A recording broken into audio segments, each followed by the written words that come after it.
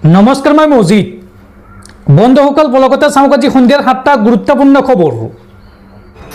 প্ৰথমটো খবৰ, মৰিশালীত পৰিণত চুবুৰীয়া ৰাষ্ট্ৰ ম্যানমাৰ। ম্যানমাৰত ভয়ংকৰ ভূমিকম্পৰ ফলত 10,000ৰো অধিক লোকৰ মৃত্যুৰ আশংকা। আৰু ভয়ংকৰ ভূমিকম্পৰ পিছত এই মুহূৰ্তত আফটাৰ শ্বকেও লৈছে ভয়ংকৰ ৰূপ। আৰু ভূমিকম্প বিধ্বস্ত ম্যানমাৰলৈ সাহায্য সামগ্ৰী প্ৰেৰণ ভাৰতৰ।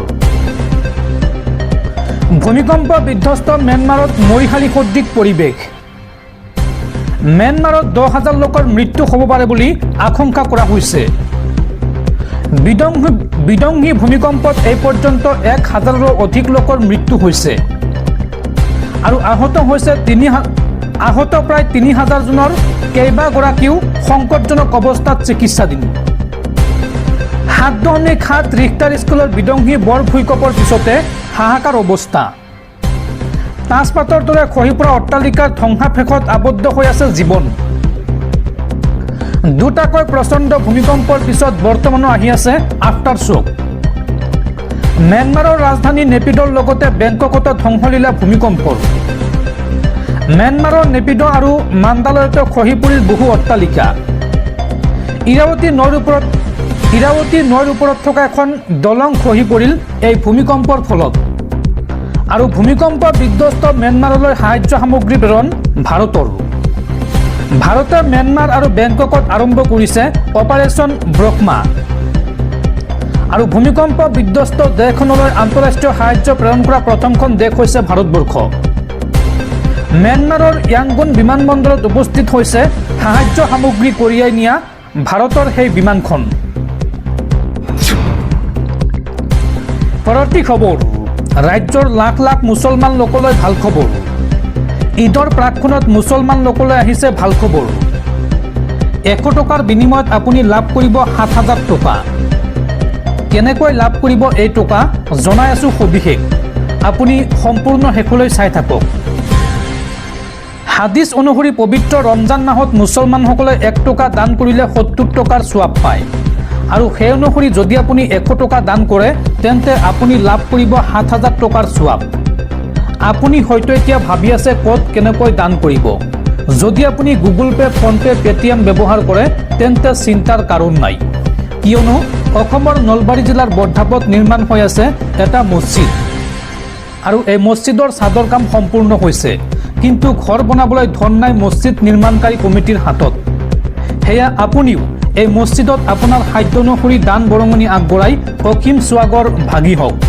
মছজিদ নিৰ্মাণ কমিটিৰ UPI ID হৈছে 766AB@AXL। স্ক্ৰীণত আপোনালোকক দেখুৱাই দিছোঁ। আপোনালোকে গুগল পে', ফোনপে', পেটিএমৰ পৰা এই UPI ID একেবাৰে নোৱাৰিলেও এটা ইটাৰ দাম হ'লেও দান কৰক, 10 টকা 15 টকা। আৰু যদি কোনোবাই বেছিকৈ পাৰে তেতিয়াহ'লে আপোনাৰ সাধ্য অনুসৰি দান কৰক। লগতে মই স্কেনাৰ দিছোঁ মছজিদ নিৰ্মাণ কমিটিৰ সাধাৰণ সম্পাদকৰ স্কেনাৰখন মই স্ক্ৰীণত দি দিছোঁ। ইয়াতে স্কেন কৰিও আপোনালোকে পোনপটীয়াকৈ দান বৰঙণি আগবঢ়াব পাৰিব। উল্লেখযোগ্য যে কেৱল মুছলমানসকলে নহয়, অন্য ধৰ্মাৱলম্বী লোকসকলে যদি দান কৰিব বিচাৰে তেন্তে কৰিব পাৰে, তেওঁলোকৰ দানো গ্ৰহণ কৰা হ'ব। পৰৱৰ্তী খবৰ, ছত্তীশগড়ত পুনৰ সেনা আৰু মাওবাদীৰ মাজত ভয়ংকৰ গুলীয়াগুলী। আৰু এই ভয়ংকৰ গুলীয়াগুলীৰ সময়ছোৱাত নিষিদ্ধ সংগঠন মাওবাদীৰ 16জনকৈ সদস্যক এনকাউণ্টাৰ কৰি হত্যা কৰিছে সেনাই। আৰু বৰ্তমানো অভিযান অব্যাহত আছে সেই অঞ্চলত নিৰাপত্তাৰক্ষীৰ। দৰ্শকসকল, আৰু বহুতো গুৰুত্বপূৰ্ণ খবৰ আছে। তাৰ আগতে আপোনাক জনাওঁ যে যদি আপুনি এতিয়ালৈকে এইটো ভিডিঅ'ত লাইক কৰা নাই তেন্তে এতিয়াই ভিডিঅ'টোত লাইক কৰি দিয়ক। আৰু এনেকুৱা ধৰণৰ ভিডিঅ'সমূহ নিতৌ চাবলৈ চেনেলটো ছাবস্ক্ৰাইব কৰি কাষত থকা বেল আইকনটো প্ৰেছ কৰি ৰাখক। পৰৱৰ্তী খবৰ, পঞ্চায়ত নিৰ্বাচনক লৈ ডাঙৰ খবৰ। 4 অথবা 5 এপ্ৰিলত পঞ্চায়ত নিৰ্বাচনৰ দিন ঘোষণাৰ সম্ভাৱনা। পঞ্চায়ত নিৰ্বাচন অনুষ্ঠিত কৰিবলৈ সাজু হৈছে ৰাজ্যিক নিৰ্বাচন আয়োগ। ৰাভা হাছং পৰিষদীয় নিৰ্বাচনৰ ফলাফলৰ লগে লগে ঘোষণা হ'ব পঞ্চায়ত নিৰ্বাচনৰ দিন। এপ্ৰিলৰ শেষ ভাগত অথবা মে'ৰ প্ৰথম সপ্তাহতে ৰাজ্যত পঞ্চায়ত নিৰ্বাচন অনুষ্ঠিত হোৱাৰ সম্ভাৱনা আছে। পৰৱৰ্তী খবৰ, এইবাৰ বিপদত পৰিছে অসম চৰকাৰৰ কেবিনেট মন্ত্ৰী ৰঞ্জিত কুমাৰ দাস। মন্ত্ৰী ৰঞ্জিত কুমাৰ দাসৰ বিৰুদ্ধে গোচৰ ৰুজু অনুসূচিত জাতি সংগ্ৰামী যুৱ পৰিষদৰ দিছপুৰ থানাত দাখিল কৰা হৈছে এই এজাহাৰ। মন্ত্ৰী ৰঞ্জিত দাসৰ বিৰুদ্ধে এইবাৰ গোচৰ ৰুজু অনুসূচিত জাতি সংগ্ৰামী যুৱ পৰিষদৰ। মন্ত্ৰী ৰঞ্জিত দাসে অনুসূচিত লোকৰ বিৰুদ্ধে কৰিছিল অপমানজনক মন্তব্য। ৰাভা হাছঙৰ নিৰ্বাচনী প্ৰচাৰ সভাৰ মাজতেই অপমানজনক মন্তব্য কৰিছিল মন্ত্ৰী ৰঞ্জিত কুমাৰ দাসে। অসম চৰকাৰৰ মন্ত্ৰীগৰাকীৰ মুখত শুনিবলৈ পোৱা গৈছিল দুম শব্দ।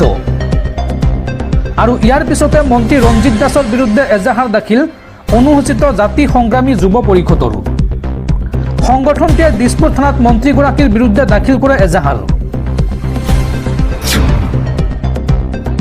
পৰৱৰ্তী খবৰ, প্ৰধানমন্ত্ৰী নৰেন্দ্ৰ মোদীৰ প্ৰশংসাত এইবাৰ পঞ্চমুখ আমেৰিকাৰ ৰাষ্ট্ৰপতি ডনাল্ড ট্ৰাম্প। ডনাল্ড ট্ৰাম্পে প্ৰধানমন্ত্ৰী মোদী সন্দৰ্ভত কয় যে প্ৰধানমন্ত্ৰী নৰেন্দ্ৰ মোদী এগৰাকী অত্যন্ত স্মাৰ্ট ব্যক্তি, মোৰ অতিকৈ ভাল বন্ধু।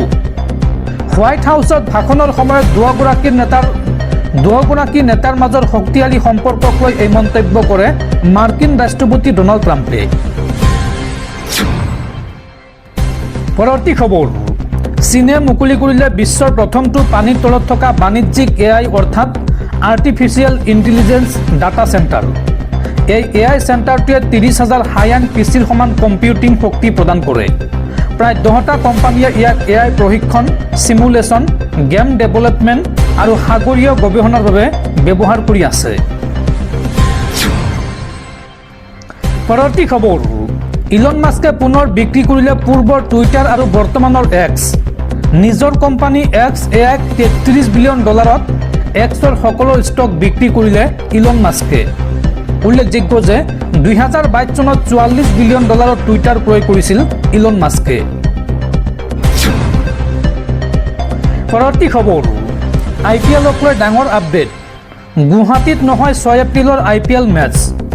6 এপ্ৰিলত গুৱাহাটীৰ বৰ্ষাপাৰাত হোৱাৰ কথা আছিল এই IPLৰ মেচখন, কিন্তু 6 এপ্ৰিলৰ পৰিৱৰ্তে 8 এপ্ৰিলত কলকাতাত হ'ব এই মেচখন। কলকাতাৰ ইডেন গাৰ্ডেনত হ'ব KKR ভাৰ্চেছ LFGৰ মেচখন। 8 এপ্ৰিলত বিয়লি 3:30 অনুষ্ঠিত হ'ব এই হাই ভল্টেজ মেচখন। পৰৱৰ্তী খবৰ, বিশিষ্ট কণ্ঠশিল্পী হীৰা দাসৰ দেশবাহান।